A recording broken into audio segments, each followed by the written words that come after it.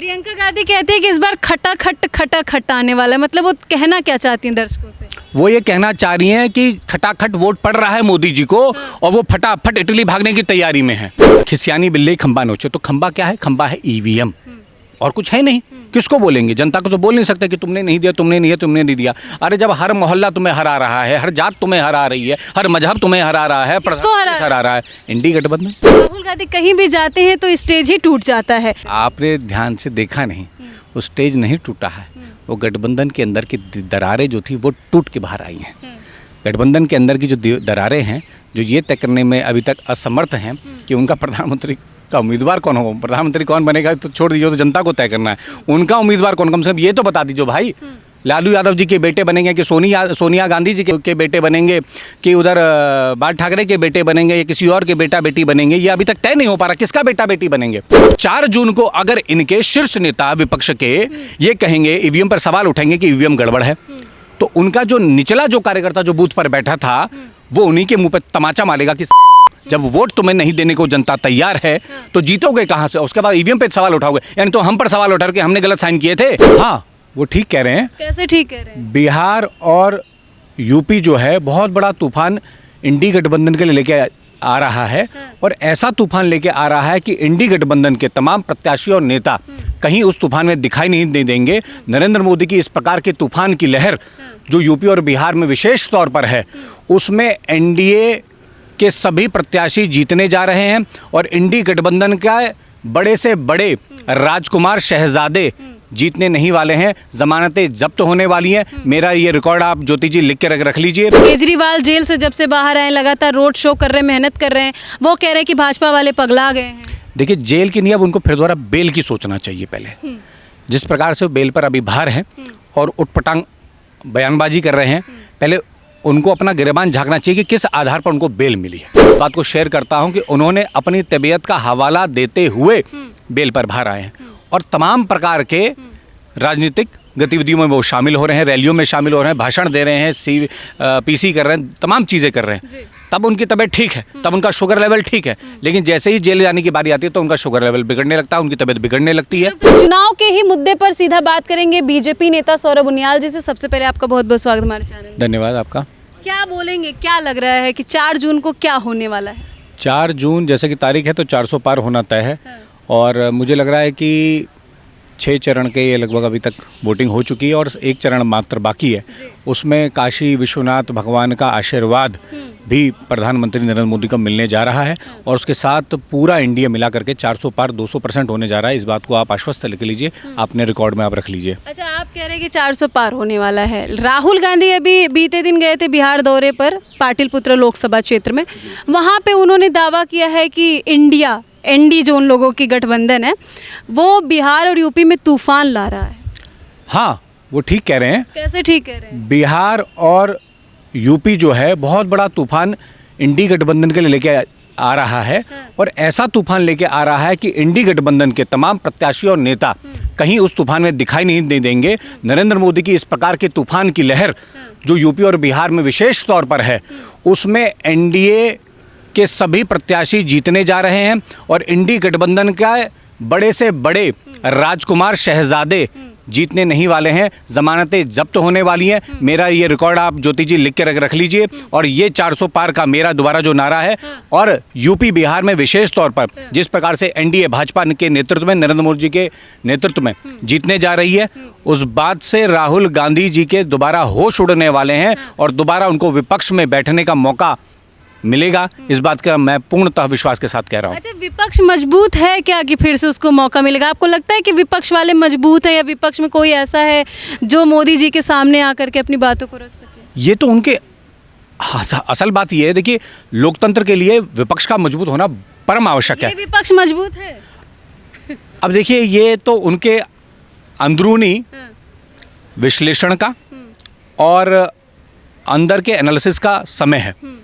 बार बार राहुल गांधी के नेतृत्व में क्यों विभिन्न विधानसभा चुनावों में कांग्रेस अपना करारा हार भुगत चुकी है, जमानतें जब्त हो चुकी हैं, उनके मुख्यमंत्री पद के उम्मीदवार भी कई चुनाव में हार चुके हैं, उनके बड़े बड़े कैबिनेट मंत्री रहे हुए, प्रधानमंत्री रहे हुए लोग भी हार चुके हैं। यहाँ तक कि जो पीएम की रेस में खुद राहुल गांधी हुआ करते थे, वो भी पिछली बार अपनी परंपरागत अमेठी लोकसभा सीट से बुरी तरीके से हारे हैं, बुरी तरीके से। और अभी फिर दोबारा अभी किसी ने कहा था कि किसी पत्रकार ने पूछा माननीय गृह मंत्री अमित शाह जी से कि वो उनकी घर की सीट है, उनकी माँ की सीट है।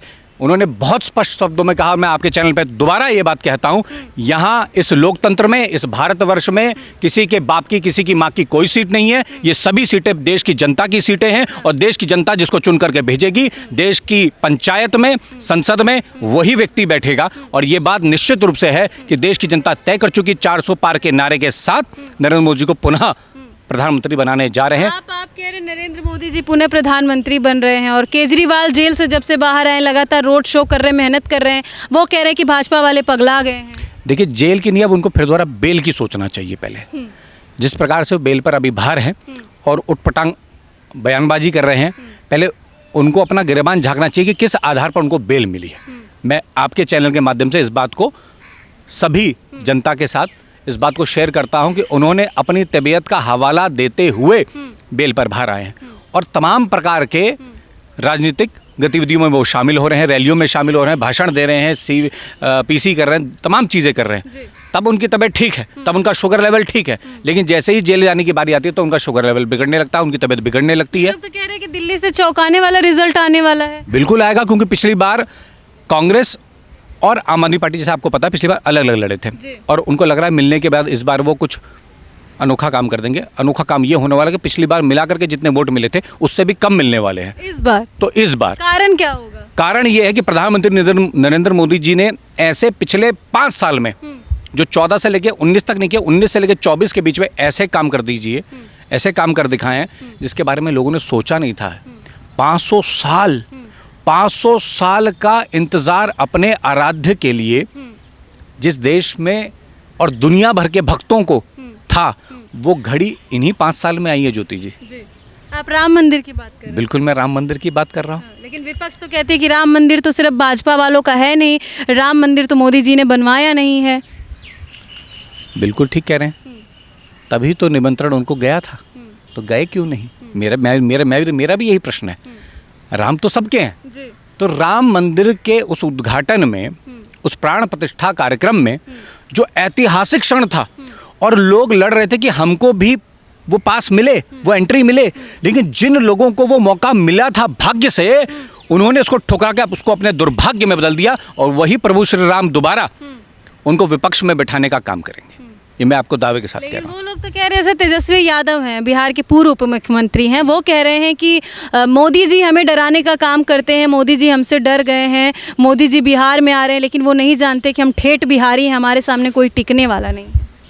वो ऐसा है, वो ज़माने लद गए लालू जी के, जब जात पात के नाम पर बिहार की जनता को बांटने का काम लंबे अरसे तक उनके माध्यम से हुआ।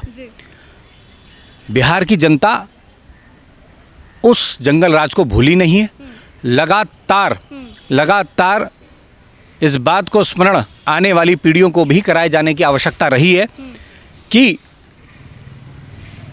अगर कोई भी व्यक्ति अगर जात पात के नाम पर बांटने का काम बिहार की जनता के बीच में करेगा, उसको मुंह की ठोकर खानी पड़ेगी। आप बीजेपी के नेता हैं इसलिए मोदी जी की तरफदारी कर रहे हैं या कारण कुछ और है? अगर मैं ऐसा कर रहा हूं तो मैं अकेला कौन हो सकता हूं उनको 2 बार पूर्ण बहुमत की सरकार देने वाला? मैं कौन होता हूं 140 करोड़ की जनता का मैंडेट तय करने वाला? मैं कौन होता हूं? भारतीय जनता पार्टी कौन होती है? भारतीय जनता पार्टी इतना तो कर सकती है कि वो अपने प्रत्याशियों का चयन कर सकती है, वो इतना तो तय कर सकती है कि हाँ, प्रधानमंत्री नरेंद्र मोदी के नेतृत्व में हम चुनाव लड़ेंगे। जनता पार्टी भ्रष्टाचार करती है, मेरा नहीं कहना है, ये कांग्रेसियों का कहना है। हाँ तो ठीक है, फैसला होगा, वो अपील करें, किसने भ्रष्टाचार किया, जाएं कोर्ट, जाएं पुलिस थाने, जाएं अपील करें, लोकतंत्र है। प्रियंका गांधी कहती है कि इस बार खटा आने वाला है, मतलब वो कहना क्या चाहती हैं दर्शकों से? वो ये कहना चाह रही हैं कि खटाखट वोट पड़ रहा है मोदी जी को और वो फटाफट इटली भागने की तैयारी में है, वो ये बताना चाह रही हैं। अच्छा, इटली भाग जाएंगे? अब नानी हाउस तो समय समय पर गर्मियाँ आ जाती हैं। देखिए, हम गर्मियों की छुट्टी, हमारे यहाँ तो उत्तर भारत में आपको मालूम है गर्मी कितनी होती है ज्योति जी, और गर्मियों के दिनों में चुनाव होता है तो बच्चे लोग जाते हैं नानी हाउस, तो अभी बस 4 जून का इंतजार है। राहुल गांधी कहीं भी जाते हैं तो स्टेज ही टूट जाता है। बिहार दौरे पे गए पाटलिपुत्र में, वहाँ भी स्टेज हिल गया। जो लोग अपने गेस्ट का जो है इज्जत नहीं कर सकते, उनको चुनाव प्रचार के लिए मीसा भारती लालू यादव की पुत्री जी बुलाई थी, स्टेज सही से नहीं बनवा सकी, तो वो लोगों से क्या कुछ और बातें कर। आपने ध्यान से देखा नहीं, वो स्टेज नहीं टूटा है, वो गठबंधन के अंदर की दरारें जो थी वो टूट के बाहर आई हैं। गठबंधन के अंदर की जो दरारें हैं, जो ये तय करने में अभी तक असमर्थ हैं कि उनका प्रधानमंत्री का उम्मीदवार कौन हो, प्रधानमंत्री कौन बनेगा तो छोड़ दीजिए, तो जनता को तय करना है। उनका उम्मीदवार कौन, कम से कम ये तो बता दीजिए भाई। लालू यादव जी के बेटे बनेंगे कि सोनिया गांधी जी के लालू के बेटे बनेंगे कि उधर बाल ठाकरे के बेटे बनेंगे या किसी और के बेटा बेटी बनेंगे, ये अभी तक तय नहीं हो पा रहा किसका बेटा बेटी बनेंगे। भारत की जनता तो तय कर चुकी है कि माँ भारती का ही बेटा बनेगा। भारत की जनता तय कर चुकी है। 4 जून को यानी कि विपक्ष जो लोग हैं वो लोग फिर ईवीएम पर सवाल खड़ा करने वाले हैं क्या? हाँ, अब ये बहुत अच्छी बात आपने कही। देखिए अभी दिल्ली में चुनाव हुआ है, मैं अभी एक आपको मैं बता रहा हूँ, मैं अभी एक अपने पोलिंग एजेंट के साथ बैठ के आया हूँ, है ना, जो अंदर बैठते हैं, तो उन्होंने बताया कि किस प्रकार की प्रक्रिया होती है। मैं आपके कैमरे के साथ बताना चाहता हूँ, और मैं चाहता हूँ कि जो भी लोग इस वीडियो को देखें वो जो विपक्ष का जो गठबंधन है तथाकथित इंडी गठबंधन, उनके ज़मीनी कार्यकर्ताओं को, नेताओं को ये वीडियो ज़रूर लिंक उसका शेयर ज़रूर करें। उन्होंने ये बताया कि अंदर जब हम गए तो वहाँ पर जो पोलिंग ऑफिसर्स थे उन्होंने हमारे साइन लिए, सारी चीज़ें हमारी वेरिफिकेशन की कि हम कौन हैं, क्या हैं, आधार कार्ड सब हो गया। उसके बाद उन्होंने 5-5 वोट, 5 इधर के 5 उधर के, दोनों पार्टियों के लोगों से 5-5 वोट डलवा के देखे और कहा चेक कर लीजिए ईवीएम ठीक है। उन्होंने कहा ठीक है, चलिए साइन कीजिए। उन्होंने साइन कर दिए। अब 4 जून को अगर इनके शीर्ष नेता विपक्ष के ये कहेंगे, ईवीएम पर सवाल उठाएंगे कि ईवीएम गड़बड़ है, तो उनका जो निचला जो कार्यकर्ता जो बूथ पर बैठा था वो उन्हीं के मुंह पर तमाचा मारेगा कि सालों, जब वोट तुम्हें नहीं देने को जनता तैयार है तो जीतोगे कहाँ से? उसके बाद ईवीएम पे सवाल उठाओगे, यानी तो हम पर सवाल उठा के हमने गलत साइन किए थे, हम पागल हैं, हमने देखा नहीं कि उसमें वोट ढंग से डल रहा है। कुछ मिलता नहीं है तो फिर सवाल ईवीएम पे ही अटक जाता है। बिल्कुल आएगा, बिल्कुल आएगा। और ये 200%, देखिए खिसियानी बिल्ली खंबा नोचे, तो खंबा क्या है? खंबा है ईवीएम, और कुछ है नहीं। किसको बोलेंगे? जनता को तो बोल नहीं सकते कि तुमने नहीं दिया, तुमने नहीं है, तुमने नहीं दिया। अरे जब हर मोहल्ला तुम्हें हरा रहा है, हर जात तुम्हें हरा रही है, हर मजहब तुम्हें हरा रहा है, हरा रहा है इंडी गठबंधन, स्वाभाविक रूप से जब तुम्हें हरा ही रहा है तो कहाँ से जीतिएगा? फिर से प्रधानमंत्री जी तीसरी बार शपथ लेंगे क्या? तीसरी बार पूर्ण बहुमत के साथ प्रधानमंत्री नरेंद्र मोदी शपथ लेने वाले हैं, इस बात की आपको अग्रिम शुभकामनाएं। 7वां चरण का चुनाव होने वाला है, बहुत सारे दर्शक देख रहे हैं, उनको क्या कुछ आग्रह करना चाहिए? बहुत पार्वते पते हर हर महादेव, बस इतना कहना चाहता हूँ। काशी विश्वनाथ भगवान हम सबको एक बार पुनः मजबूत सरकार दें, ऐतिहासिक सरकार दें, ऐतिहासिक फैसलों को लेने वाली सरकार दें, जो इस भारत को पुनः सोने की चिड़िया बनाने की ओर अग्रसर प्रधानमंत्री नरेंद्र मोदी को मजबूत करने का काम करें।